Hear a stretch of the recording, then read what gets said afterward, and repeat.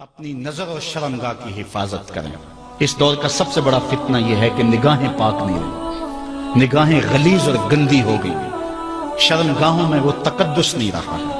حضور علیہ السلام نے ارشاد فرمایا، من زنا زنیا بہی ولو بہی تانے دارے ہیں، جس شخص نے زنا کیا یہ عمل اس کے گھر بھی لوٹے گا اگرچہ اونچی اونچی دیواریں کیوں نہیں کر دیتے۔ یہ مکافات عمل ہے۔ گندم از گندم بروید جو ز جو، از مکافات عمل غافل مشو۔ گندم بوگے تو گندم کاٹو گے، جو بوگے تو جو کاٹو گے۔ نظر کو تقدس دو، نظر کو پاکیزگی دو۔ حضرت لقمان حکیم کہتے ہیں کہ میں کئی نبیوں سے ملا ہوں، کئی نبیوں سے ملاقات کی ہے، اور میں ان سے دو دو چار چار باتیں جمع کی ہیں، اور ان ساری باتوں کو میں نے جمع کر کے 100 باتیں جمع کی ہیں، اور ان کا پھر میں نے خلاصہ تیار کیا ہے۔ ان میں 8 باتیں الگ کی ہیں۔ ان 8 باتوں میں ایک بات یہ ہے، جب کسی کے گھر جاؤ تو نظر کو حفاظت میں رکھو۔ جس شخص کے مہمان بنو، جس کے گھر جاؤ، تمہاری نظر نہ بھٹکنے پائے۔ نظر اگر غیر محرم کو شہوت سے دیکھتی ہے، حدیث میں آتا ہے کل قیامت کے دن جہنم کی آگ سے بھر دی جائے گی، وہ سخت رسوا ہوگا۔ آج میڈیا کی آوارگی اور انٹرنیٹ پہ جو کچھ ہو رہا ہے، ٹیلی ویژن اور سینما جو بدتمیزی پھیلا رہے ہیں، اور موبائل پیکج جس طرح بے حیائی کو فروغ ہو رہا ہے، ہم اس کے خلاف پوری قوت کے ساتھ بند باندھیں۔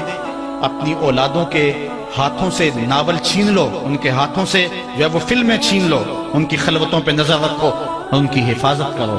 جس شخص کی نظر پاک نہیں ہے، اس کے من میں طہارت نہیں آ سکتی ہے۔ دل پاک نہیں ہے، اس کو جو ہے وہ باطن کا نور نصیب نہیں ہو سکتا۔ وائے قوم کشتہ تدبیر غیر، کار او تخریب خود تعمیر غیر۔ از حیا بیگانہ پیرانے کہن، نوجوانہ چوں زنا مشغول تن۔ کتنی حکمت والی بات کہی اقبال نے۔ وہ اپنے دور کا دکھڑا سناتا ہے، جس دور سے ہم گزر رہے ہیں اب تو عجیب حال ہو گئے۔ اقبال کہتا ہے یہ جو میرا دور ہے، جوان تو جوان رہے، بوڑھوں کی نظروں میں حیا نہیں رہا۔ از حیا بیگانہ پیرانے کہن، بوڑھے لوگوں کی آنکھوں میں بھی اقبال کہتا ہے حیا نہیں رہا۔ نوجوانہ چوں زنا مشغول تن، اور نوجوان عورتوں کی طرح اپنے تن کے ساتھ لگے ہوئے ہیں، اپنے تن کو سنوارنے میں ہر وقت کنگھی پٹی میں لگے ہوئے ہیں۔ یہ مردوں کا کام نہیں ہوتا، یہ دلیروں اور بہادروں کا کام نہیں ہوتا، یہ عورتوں کے وظیفے ہیں۔ در دل شاں آرزوہا بے ثبات، مردہ زائن از بطون امہات۔ ان کے دلوں میں آرزویں کوئی اور ہی ہیں، اور ماؤں کے پیٹوں سے مردہ جنم لے رہے ہیں۔ دخترانے او بزلف خود اسیر، شوخ چشموں خود نماؤ خلدہ گیر۔ اور قوم کی بیٹیاں اپنی زلف کی خود قیدی ہو چکی ہیں، اور ہر وقت جو ہے وہ اپنے آپ کو آئینے میں دیکھتی رہتی ہیں۔ ساختہ پرداختہ دل باختہ، ابروان مثل دو تیغ آختہ۔ وہ جو گھر کی رونق تھی، جو آبرو اور حیا کا دوسرا نام تھا، آج وہ دل پھینک قسم کی ہو گئی ہے۔ آہ قوم میں دل سے حق پرداختہ، مرد و مرگ خویش را نہ شناختہ۔ اقبال کہتا ہے ہائے قوم کہ جو مر گئی اور اسے ابھی تک پتہ ہی نہیں چلا کہ میں مر چکی ہوں اور جینے کا سامان نہیں کرتی۔ حضور نے فرمایا ہر دین کی کوئی پہچان ہوتی ہے، میرے دین کی پہچان حیا ہے۔ اگر حیا نہیں ہے تو دین ہی نہیں ہے۔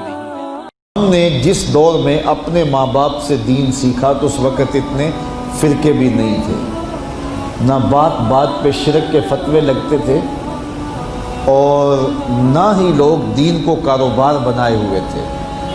اس وقت کوئی کھڑا ہو کے نعت بھی پڑھتا تھا تو اس کی آنکھیں بند ہوتی تھیں اور تصور مدینے کی گلیوں کا طواف کر رہا ہوتا تھا۔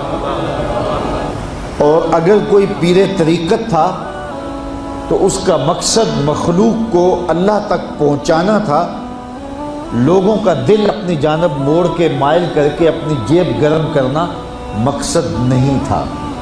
اس وقت عالم دین لوگوں کی عقیدتوں کو سمیٹ کر کے، گھیر کر کے، اپنی عقیدت کے دائرے میں ڈال کر کے ان سے سطحی مفاد حاصل کرنے کا دھندا نہیں کرتے تھے۔ اس وقت عالم دین بندے کو گناہ سے نکال کر کے اللہ کی دہلیز پہ سجدہ ریز کرنے کا کام کرتے تھے۔ اور آج ہم دیکھتے ہیں کہ فرقہ پرستوں نے اسلام کو توڑ کے رکھ دیا، اور جو لوگ بیچارے اللہ کے حضور سجدہ ریز ہوتے ہیں، ان پر شرک کے اور بدعت کے فتوے لگا کر کے ان کو اسلام سے بدزن کرنے کی کوشش کی، اور نعت خوانیاں ایک بہت بڑا کاروبار بن گیا، اور پیری مریدی ایک بہت بڑا دھندا بن گیا، تو اس دور کے اندر اپنی اولاد کو سنبھالنا، وہ طرح طرح کے سوال کرتی ہے، پوچھتی ہے، تو پھر ان کو دین پر مطمئن رکھنا اتنا آسان کام نہیں ہے۔ ہمارے والدین نے ہماری تربیت کی تو ان کے لیے قدرے آسان تھا، لیکن ہمارے لیے اپنی اولاد کو سنبھالنا اور دین کی راہ پر ڈالنا قدرے مشکل ہے۔ لیکن ہمارے والدین نے جو آسان کام کیا تھا اس کے لیے بھی بڑی محنت کی تھی، اور ہم اپنی اولاد کے لیے کیا اتنی محنت کر رہے ہیں جتنی محنت ہمارے والدین نے ہمارے اوپر کی تھی۔ تو اگر ہم نہیں کر رہے تو پھر ہماری اگلی اولادیں یا ان کی اگلی نسلیں پھر کن ہاتھوں میں ہوں گی؟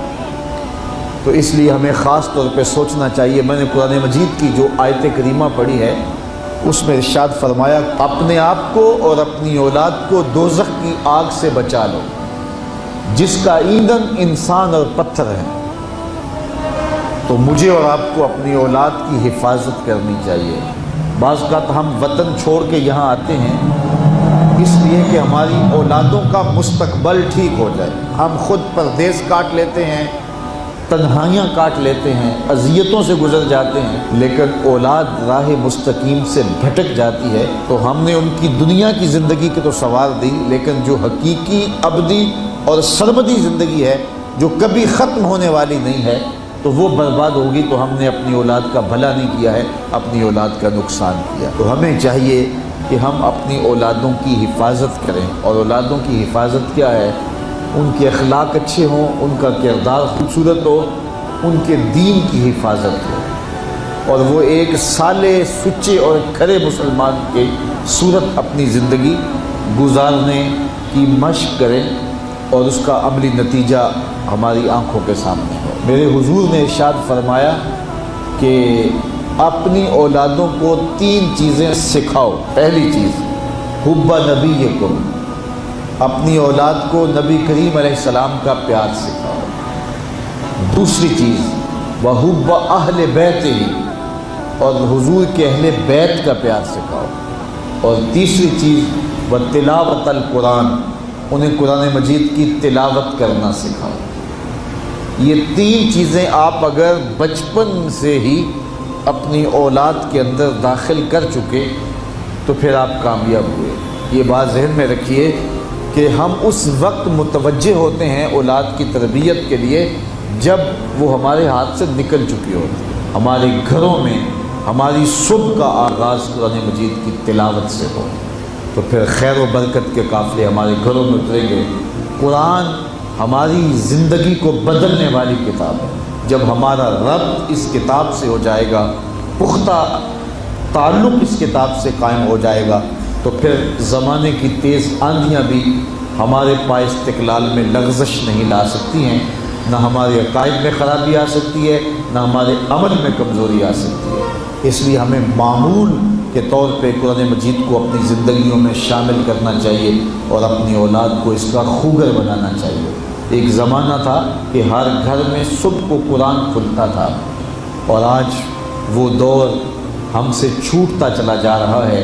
صبح کے وقت موبائل تو کھلتے ہیں لیکن قرآن نہیں کھلتا، جس کا نتیجہ کیا؟ آج بے برکتیوں کے ڈیرے ہیں۔ کثرت مال کے باوجود بھی ہم بے برکتی کی بات کرتے ہیں، اس لیے کہ ہمارے گھروں میں قرآن مجید کا چراغاں نہیں ہے۔